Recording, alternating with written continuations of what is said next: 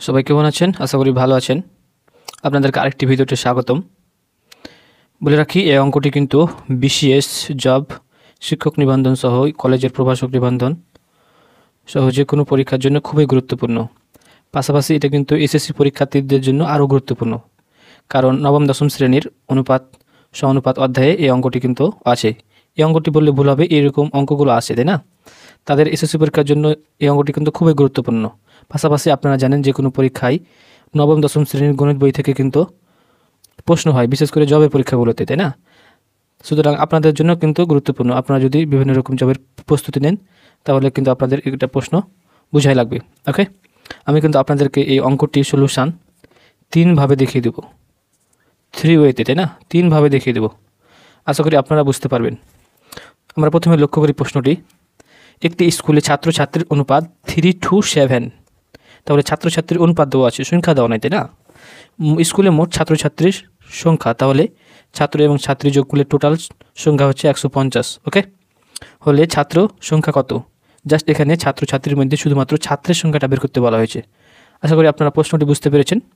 এখানে আমরা প্রথম নিয়মটি লক্ষ্য করি। এখানে দেখতে পাচ্ছি ছাত্রছাত্রীর অনুপাত দেওয়া আছে, আমরা অনুপাত থেকে অ্যাকচুয়ালি সংখ্যাটা বের করে নেব। আমি আবার বলছি, ছাত্রছাত্রীর এখানে কী দেওয়া আছে? অনুপাত দেওয়া আছে। অনুপাত থেকে আমরা জাস্ট সংখ্যাটা বের করে নেব, তাই না? এখন অনুপাত থেকে সংখ্যা বের করার নিয়ম কি? এইগুলোর সাথে, এই দুইটার সাথে যে কোনো একটা চলক গুণ করতে হবে, যে কোনো একটা চলক, যেমন এক্স, ওয়াই, কিংবা বাংলাতে বলতে ক, খ, এরকম একটা জিনিস গুণ করে অনুপাত থেকে সংখ্যাতে নিয়ে আসতে হবে, তাই না? কারণ আমাদের এখানে ছাত্র সংখ্যা বের করতে বলা হয়েছে। তাহলে আমরা প্রথমে এই অনুপাত থেকে সংখ্যাতে নিয়ে আসি। তাহলে আমি এভাবে লিখতে পারি,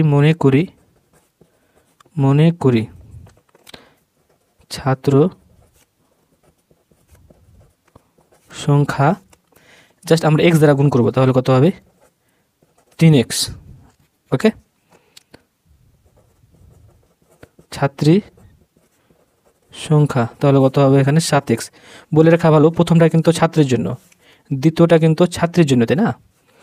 এখন দেখতে পাচ্ছি ছাত্র এবং ছাত্রীর সংখ্যা আমরা পেয়ে নিয়েছি, তাই না? আর এখানে কি বলা হয়েছে? মোট ছাত্রছাত্রীর সংখ্যা 150। তার মানে এখান থেকে বুঝতে পারা যাচ্ছে এটা এবং এটা, অর্থাৎ ছাত্র এবং ছাত্রীর সংখ্যা যোগ করলে আমরা কি পাবো? এটার সমান লিখতে পারবো, তাই না? তাহলে আমরা প্রশ্ন মতে কি লিখতে পারি? প্রশ্ন মতে আমাদের 150 কী দেওয়া আছে? ছাত্র এবং ছাত্রীর সমষ্টি, অর্থাৎ যোগ করে দেওয়া আছে। আর এখানে ছাত্র সংখ্যা কত? 3x, ছাত্রীর সংখ্যা কত? 7x। তার মানে এটা এবং এটা যোগ করলে এটা সমান আমরা লিখতে পারবো। আশা করি বুঝতে পেরেছেন। এবং 7 আর 3 কত হয়? 10। তাহলে 150, তাই না? তাহলে x ইকুয়ালস, আমরা x এর মানটা বের করে নেব। তাহলে 150 থেকে এগুলো গুণ আছে, পাশে আসলে ভাগ। তাহলে 10 দ্বারা ভাগ করলে কত পাই আমরা? 15, তাই না? এবং ছাত্রীর সংখ্যা আমরা বের করে নেব, এক্স এর জায়গাতে জাস্ট 15 বসাবো। অতএব ছাত্র সংখ্যা 3x এর জায়গাতে আমরা কি বসাচ্ছি? 15। 3 কত হয়? 45। আর এটা হচ্ছে কিন্তু আমাদের অ্যান্সার, কারণ আমাদের ছাত্র সংখ্যা বের করতে বলা হয়েছে, তাই না? যদি আমাদের ছাত্রীর সংখ্যা বের করতে বলতো, এটা কিন্তু আমাদের অ্যান্সার। যদি ছাত্রীর সংখ্যা বের করতে বলতো, তাহলে আমাদের এক্স এর জায়গাতে জাস্ট 15 বসিয়ে দিতে হতো। তাহলে আমাদের ছাত্রীর সংখ্যা বের হয়ে যাবে 5 7 কত? 35 5, 6 থাকলো 3, 7 7 আর 3 কত? 10। তাহলে এটা হচ্ছে ছাত্রীর সংখ্যা। এটা কিন্তু আমাদের বের করতে বলা নেই, যদি বলতো তাহলে আমাদের এভাবে বের করতে হতো। সো এই পর্যন্ত আমাদের অ্যান্সার। এটা হচ্ছে প্রথম নিয়ম। ওকে, এখন আমি আপনাদেরকে দ্বিতীয় নিয়মটা দেখিয়ে দিব।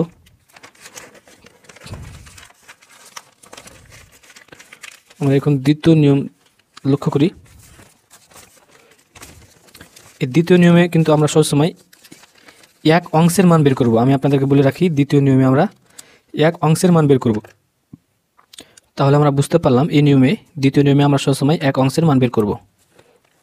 তাহলে আমরা দেখতে পাচ্ছি এখানে 3 অংশ এবং এখানে 7 অংশ। তাহলে এই দুটা যোগ করলে কত হচ্ছে? 10 অংশ, তাই না? তাহলে 3 যোগ 7 সমান হচ্ছে 10 অংশ। ওকে, তাহলে আমরা এই দুইটা যোগ করে 10 অংশ পেলাম, তাই না? আর এখানে বলা হয়েছে মোট ছাত্রছাত্রীর সংখ্যা 150। ওকে, তাহলে 150 কার সমান হবে? 10 অংশের সমান হবে। সো আমরা কি লিখতে পারি? 10 অংশ সমান 150।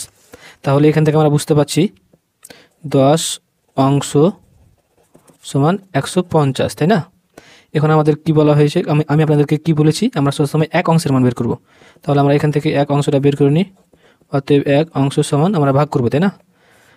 তাহলে আমাদের এক অংশ বের হয়ে যাবে, ভাগ করলে কত আমরা পেলাম 15। তাহলে এক অংশের মান কি পেলাম আমরা 15। ওকে, এখন আমাদের বলা হয়েছে ছাত্র সংখ্যা কত, আর আমরা দেখতে পাচ্ছি এখানে এই অনুপাতে প্রথমটা হচ্ছে ছাত্রর জন্য, পরেরটা হচ্ছে ছাত্রীর জন্য, তাই না? তাহলে আমাদের যেহেতু ছাত্র সংখ্যা বের করতে বলা হয়েছে আর ছাত্রের ক্ষেত্রে 3 অংশ দেওয়া আছে, ওকে, 3 অংশের আমরা মান বের করলে ছাত্র সংখ্যা বের হয়ে গেল। তাহলে এক অংশ সমান 15, এক অংশ সমান 15, অর্থাৎ এক অংশের মান 15। তাহলে 3 অংশের মান বের করবো, যেহেতু ছাত্র সংখ্যা বের করতে বলা হয়েছে, অতএব 3 অংশ, তাহলে 15 গুণিত 3, 3 পূরণ কত হবে 45, আর এটা হচ্ছে ছাত্র সংখ্যা, আর 3 অংশ কিন্তু ছাত্রের জন্য, তাই না? সো 45 হচ্ছে ছাত্র সংখ্যা, ছাত্র সংখ্যা। যদি ছাত্রীর সংখ্যা বের করতে বলতো তাহলে কি করতাম আমরা, এক অংশ তাহলে 15, আর ছাত্রীর ক্ষেত্রে 3 অংশ 7 অংশ দেওয়া আছে, তাহলে 15 সাথে 7 গুণ করতাম, তাহলে 105 পেতাম। ওকে, আশা করি আপনারা বুঝতে পেরেছেন এই সেকেন্ড নিয়মটা। এখানে আমি আপনাদেরকে থার্ড নিয়মটা দেখিয়ে দিই। এটা অ্যাকচুয়ালি চিত্র সাইজে, যদিও একই রকম জিনিসগুলা। আমি প্রথমে একটা আয়ত আঁকি, যদিও আঁকা ঠিক হবে না, দৈর্ঘ্যপ্রস্থ কমে যাবে, তাই না? তাহলে 1 2 3 4 5, 1 2 3 4 5 6 7 8, 2 3 4 5 6 7 8।